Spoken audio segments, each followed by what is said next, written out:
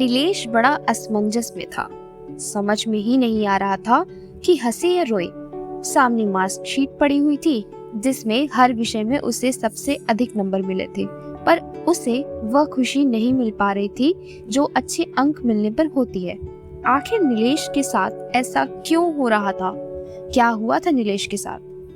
दरअसल नीलेश और कमल दोनों ही एक कक्षा में पढ़ते थे, पर दोनों के स्वभाव में बहुत अंतर था। जहाँ कमल शांत स्वभाव का था, वहीं नीलेश को हर समय कोई न कोई शरारत सूझती रहती थी। पढ़ाई में उसका मन ही नहीं लगता था। वहीं कमल पढ़ाई में अव्वल था। शिक्षक के हर सवालों का जवाब वह फट से दे देता था। नीलेश को इसी चीज की तकलीफ थी। खुद पढ़ाई में ध्यान न लगाकर कमल को हर क्रियाकलापों में कॉपी करने की उसकी कोशिश रहती थी। कैसे उसे पीछे धकेले और नीचा दिखाए, बस इसी चक्कर में वह हमेशा लगा रहता था। इन सब के बीच में इसका सबसे बुरा असर उसकी खुद की पढ़ाई पर पड़ रहा था।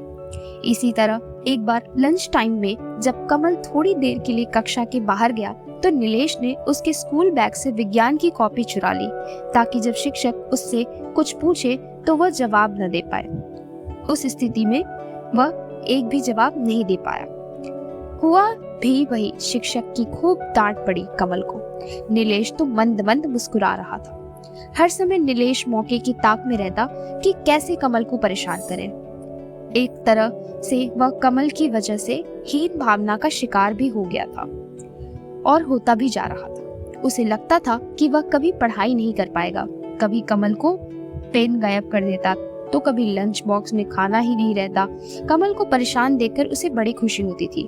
धीरे धीरे उसकी शरारत और हीन भावना दोनों ही बढ़ने लगी। क्लास के दूसरे बदमाश लड़कों से भी उसकी दोस्ती हो गई थी, जो उसे हर समय उकसाते रहते थे। नीलेश की एक दोस्त थी, रितिका, जिसकी हर बात वो मानता था। नीलेश की हरकतों को देखकर रितिका को बड़ी तकलीफ हो रही थी। उसने उसे समझाने की बहुत कोशिश की, पर वह हीन भावना का ऐसा शिकार हुआ कि निकल ही नहीं पा रहा था। देखते देखते परीक्षाएं नजदीक आ गईं। नीलेश की पूरी कोशिश थी कि इस बार कमल को पहले रैंक पर नहीं आने देगा। अचानक कुछ उड़ती हुई खबर मिली। उसके कुछ उद्दंड दोस्तों ने एग्जाम के पेपर चुरा लिए और नीलेश को दे दिया। नीलेश की खुशी का कोई ठिकाना नहीं था। अब तो इस बार वह अव्वल आकर ही रहेगा। परीक्षाएं खत्म हो गई और कुछ दिन के बाद रिजल्ट भी आया। अपनी कक्षा में वह सबसे अव्वल था। उसने कमल की तरफ विजयी मुस्कान से देखा। आज उसने कमल को पीछे छोड़ दिया था। कमल को अपने कम नंबर से थोड़ी निराशा जरूर हुई थी, पर वह हारा नहीं था। उसने नीलेश को उसकी सफलता पर बहुत बधाई दी और उसे गले लगा लिया। नीलेश असमंजस में पड़ गया। क्या करे क्या ना करे, अपने स्वभाव पर रोया या कमल की अच्छाई पर खुश हो। जिस लड़के ने उसे इतना परेशान किया, अब उस लड़के के सफलता में वो खुश हो या रोए उसे समझ नहीं आ रहा था। बेईमानी से लाई गई रैंक पर उसे अब बड़ी शर्मिंदगी हो रही थी। सामने रखे अच्छे अंक भी उसे बार बार उसकी गलतियों का एहसास करा रहे थे। उसकी आंखों के कोरे में शर्मिंदगी भी दिख रही थी। उसने मन में ठान लिया कि वह कमल से अपनी पिछली गलतियों के लिए माफी मांगेगा। नीलेश ने अपने गलतियों की माफी मांगने के लिए शिक्षक के सामने अपनी चारों चोरी को कबूल दिया, चाहे उसे स्कूल से निकालना ही क्यों न पड़े। तभी सर ने आवाज दी, नीलेश यहाँ आओ, तुम्हारी क्लास में फर्स्ट रैंक आई है। मैं तुमसे बहुत खुश हूँ। बताओ तुमने ये सफलता कैसे हासिल की? नीलेश बड़ा असमंजस में था। समझ में ही नहीं आ रहा था कि हंसे या रोए। सामने पेपर में मार्कशीट पड़ी हुई थी जिसमें हर विषय में उसे सबसे अधिक नंबर मिले थे और उसे खुशी भी हो रही थी। नीलेश दबे कदमों से ब्लैक बोर्ड के सामने पहुंचा। सर, फर्स्ट रैंक मेरी नहीं कमल की आई है।